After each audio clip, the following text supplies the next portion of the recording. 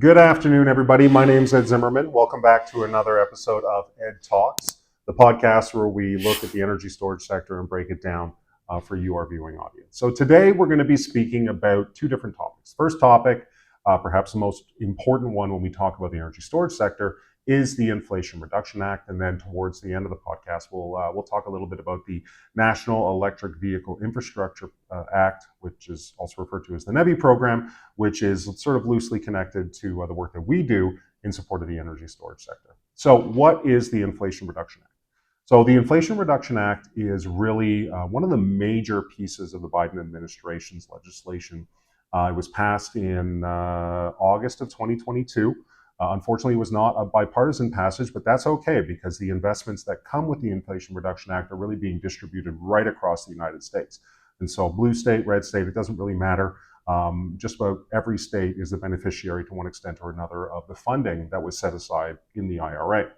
And the funding that was set aside is pretty substantial. We're talking approximately $800 billion in funding to support a whole range of activities related to the energy storage and electrification sector. So we're talking electric vehicles, we're talking energy storage systems, we're talking battery manufacturing.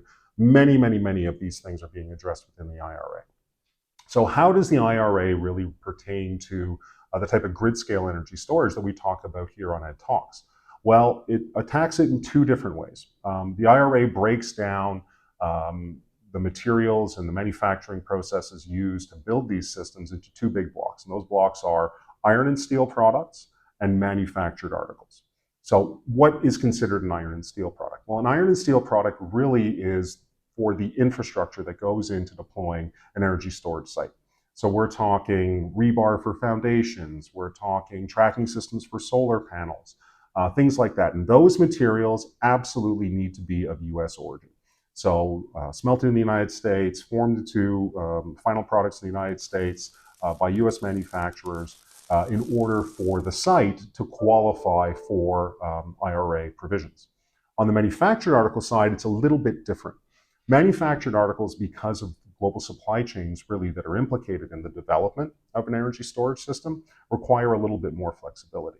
And so on the manufactured article side, and what we're talking about with manufactured articles is battery modules, battery management systems, enclosure systems, and all the components that go into them.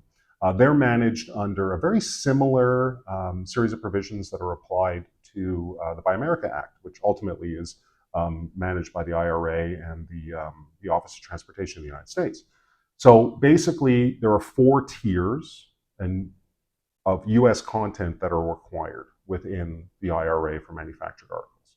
So for programs that are being deployed in 2025 or before, you need to be at 40% US content.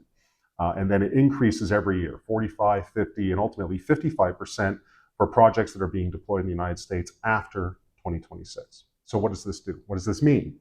It means a lot of opportunities for US manufacturing companies, like CMP, for example, with our facility in Binghamton, New York.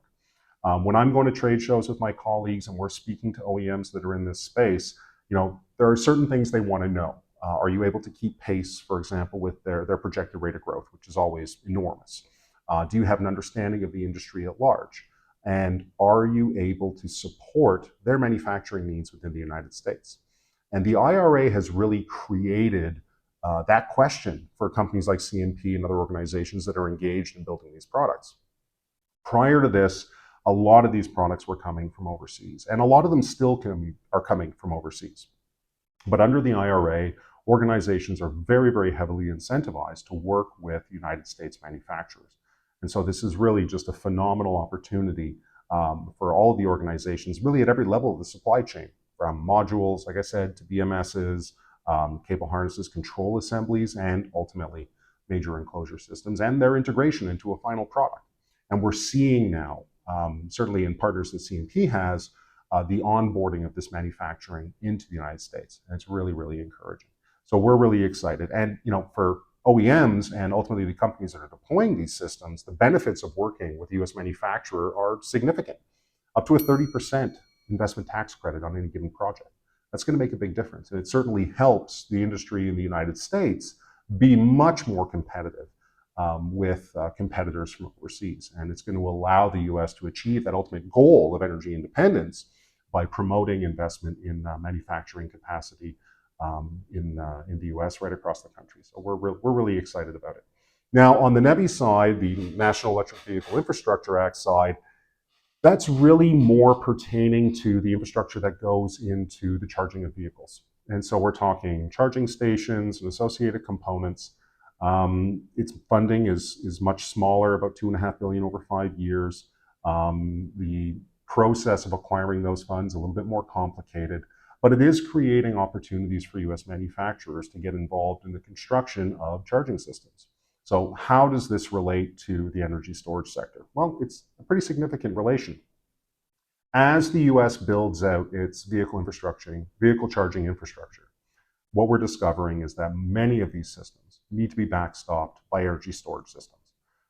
Local grids simply don't have the capacity to support emerging technologies like DC fast charge, which are really going to be an absolute requirement if you want electric vehicles to truly take over the transport sector. And so as US manufacturers deploy increasing numbers of vehicle charging systems, and just to give you some perspective, right now there's about 100,000 traditional fueling stations in the United States. Now, with home charging, we're not going to need that many electric vehicle charging stations. I understand that. But it's still going to create an opportunity for hundreds of thousands of charging systems being deployed right across the country. And in many cases, we're going to have energy storage systems that are supporting that charging infrastructure. So between NEVI, which is building out this vehicle charging infrastructure, and the IRA, which supports the manufacture and deployment of energy storage systems, the opportunities for US manufacturers really could never be better than they are today. And what we're seeing certainly is that 2024 and moving forward into 2025, the volume of business in both sectors is increasing pretty dramatically. So I hope that this has been informative for you. By all means, go out, do some research on your own, read about the IRA, read about NEVI. If you're in the manufacturing sector or if you're an OEM, it absolutely is critical that you have a firm understanding of both of these legislations. And we look forward to speaking with you again in a couple of weeks. Happy holidays, everybody. Be safe. Enjoy time with friends and family. We'll see you again real soon. Thanks a lot.